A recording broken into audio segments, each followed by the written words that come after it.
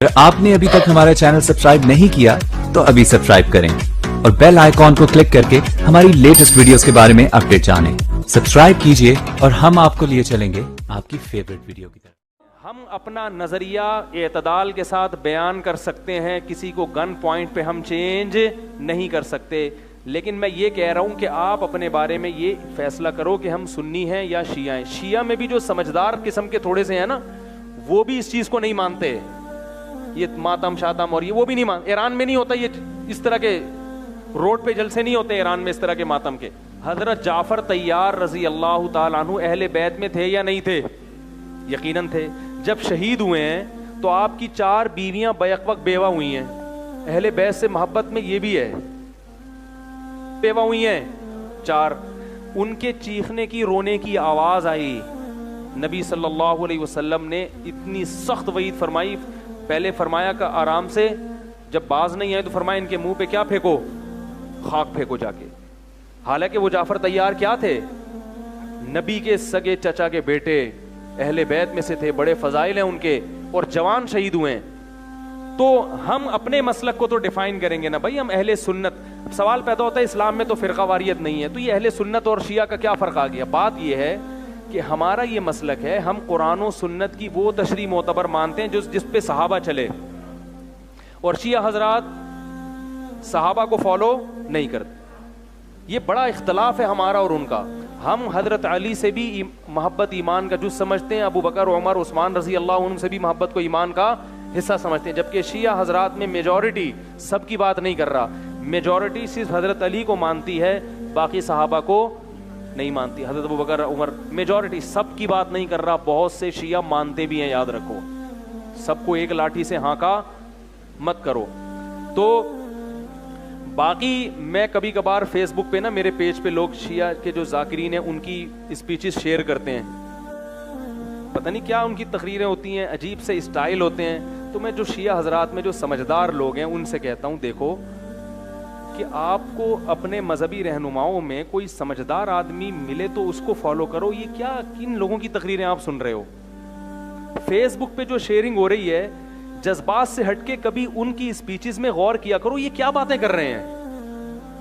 یہ تو فضول, نہ روایتوں کا کوئی سر نہ کوئی پیر, ایسے من گھڑت قصے. یہ تو بیٹھ کے بناتے چلے جاؤ, پھینکتے چلے جاؤ. وہ ہمارے استاذ تھے نا ایک, اللہ تعالیٰ اگر وہ زندہ ہیں تو ان کو عمر میں برکت دے, اگر دنیا سے جا چکے ہیں اللہ ان کی مغفرت سے, پتہ نہیں کہاں چلے گئے وہ. تو ان میں ایک خوبی یہ تھی کہ وہ تعریفیں اپنی بہت کرتے تھے. اچھے استاد سے, ٹیچر بھی اچھے تھے, لیکن ان میں ایک بات تھی کہ تعریفیں بہت کرتے تھے. تو جب پہلے دن انہوں نے اپنی تعریف کی, ہم نے سنی کہ بھائی ماشاءاللہ بہت اچھے استاذ ہیں. اگلے دن آئے, بہت تعریفیں کی. جب 1 ہفتہ ہو گیا, ہم نے کہا یہ تو کچھ زیادہ ہی ہو گیا, یہ تو ڈاکٹر عبد القدیر خان کو بھی انہوں نے پیچھے چھوڑ دیا ہے. تو پھر طلبہ تو کسی کو نہیں چھوڑتے, اسکولوں کے جو اسٹوڈنٹ ہیں نا بڑے ہوشیار ہوتے ہیں.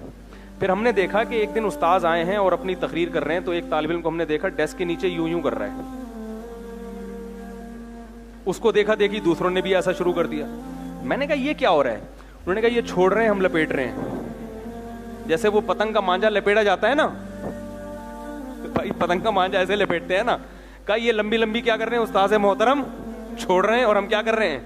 کہہ رہے ہیں ہم 1 ہفتہ ان کی تعریفیں سن سن کے تھک گئے ہیں, اب ہم نے لپیٹنے کا کام کہ یار یہ سنبھل نہیں رہی. تو وہ جو ذاکرین کی اسپیچز جو فیس بک پہ شیئر ہو رہی ہیں, ہو سکتا ہے ان میں کوئی سمجھدار بھی ہوتے ہوں جو ہم تک نہیں پہنچتے, لیکن جو آج کل جو اسپیچز ذاکرین کی آ رہی ہیں ان کو دیکھ کے مجھے یہی خیال آتا ہے کہ یار یہ چھوڑ رہا ہے اور آپ نے کیا کرنا ہے, لپیٹنا ہے. تو وہ جو سامنے بیٹھے ہوئے ہیں پتہ نہیں کیا کر رہے ہیں بیٹھ کے یار, وہ ایک نعرے اور نہ سر نہ پیر.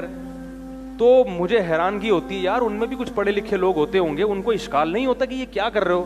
ہم ممبر پہ کوئی تھوڑی سی ٹیڑھی میڑھی بات کر دینا, فوراً فیس بک یوٹیوب پہ عجیب عجیب کمنٹس آتے ہیں. اور اچھی بات ہے, اگر ہم غلط بات کریں تو کمنٹس آنے چاہیے تاکہ ہمیں بھی تو کوئی سیدھا کرنے والا ہو. لیکن یہ پوری تقریر غلط ہو رہی ہے مگر اس کو پہ کوئی ان کو تنبیہ کرنے والا نہیں ہوتا. تو اس لیے ہمارا جو دین ہے, یاد رکھو, اسلام میں اتنی اٹریکشن ہے کہ اسلام کو دنیا میں پھیلانے کے لیے تبلیغ کی بھی ضرورت نہیں ہے.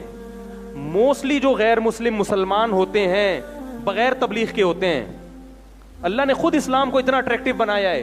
لیکن مجھے ایک بات بتاؤ, اگر کوئی غیر مسلم ہمارا یہ ماتم دیکھے اور ہمارے یہ مرثیے دیکھے, تو کیا وہ اسلام کی طرف مائل ہوگا؟ مائل ہوگا؟ وہ بولیں گے ان کو کیا ہو گیا, یہ کیسا مذہب ہے؟ کیا حضرت حسین کی یہ تعلیمات تھیں؟ کتنے بزرگان دین ایسے ہیں, ان کی زندگیاں دیکھ کے لوگ اسلام قبول کیا انہوں نے, نمازیں دیکھ کے, ان کے لائف اسٹائل دیکھ کے, مسلمانوں کا کلچر دیکھ کے. لیکن محرم میں اور ربیع الاول میں یہ جو کلچر ہم جو دکھاتے ہیں, اسے دیکھ کے اللہ کی قسم کوئی غیر مسلم مسلمان نہیں ہوگا. وہ کہے گا یہ کیسا مذہب ہے, کیا سکھا رہے ہو تم؟ اسلام بہت ہی اٹریکٹیو مذہب ہے اگر اس کو اصلی حالت میں رکھا جائے.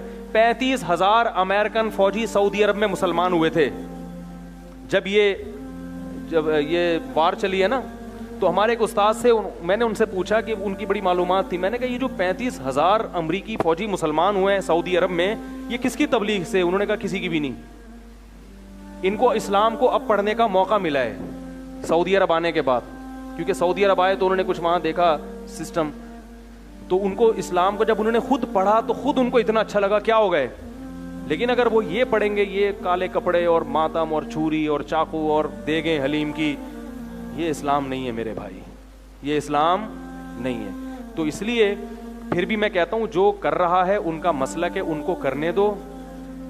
محبت سے اگر کسی کو سمجھا سکتے ہو تو سمجھا دو. خود اللہ کا واسطہ ان چیزوں میں نہ پڑھو. ہمارے مذہب میں کوئی مہینہ منحوس نہیں ہے. اگر ہم کہتے ہیں اہل بیت پر ظلم ہوا اس مہینے میں, تو اہل بیت کی تاریخ اٹھا کے دیکھو گے تو کسی اہل بیت پر سفر میں ظلم ہوا, کسی پر ربیع الاول میں ظلم ہوا, کسی پر ربیع الثانی میں ہوا. پورے سال کسی نہ کسی پہ ظلم اور کسی سے عدل ہوتا رہے.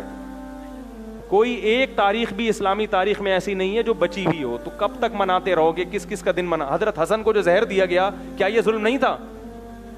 تو وہ دن بھی پھر نحوست کا منانا چاہیے.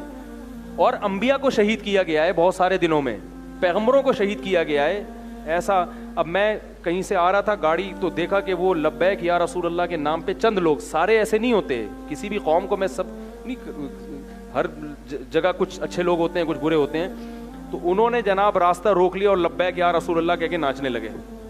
وہ جو گاڑیوں میں پھنسی ہیں برے طریقے سے, اس قدر کوفت ہوئی ہے ٹریفک بغیر اطلاع کے. جب ایسا کوئی ہوتا ہے تو ٹریفک کیا ہو گیا, پھنس گیا. ارے بھائی اتنی بڑی ٹینشن, اتنا بڑا عذاب کہاں سے نکلیں؟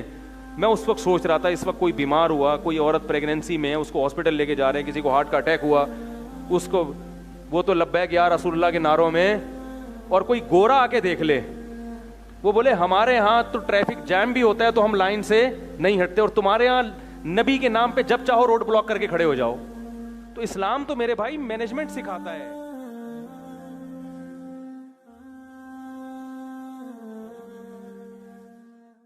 اگر آپ نے ابھی تک ہمارا چینل سبسکرائب نہیں کیا تو ابھی سبسکرائب کریں اور بیل آئیکن کو کلک کر کے ہماری لیٹسٹ ویڈیوز کے بارے میں اپڈیٹ جانیں.